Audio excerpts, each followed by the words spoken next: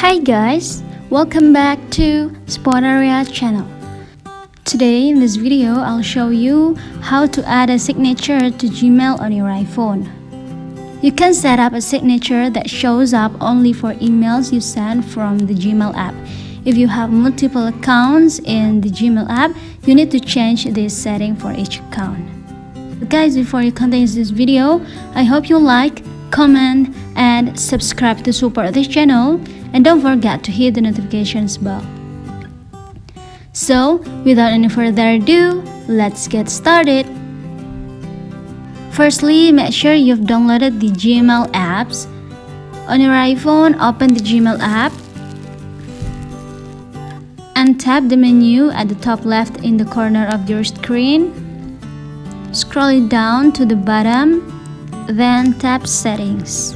Tap your account, and then when you see Signature Settings, tap on it. Switch the mobile signature setting on. Then add or edit your mobile signature. Then to save your signature, tap it back. Well, just it. Thanks for watching this video. I'll see you soon on the next one, and good luck!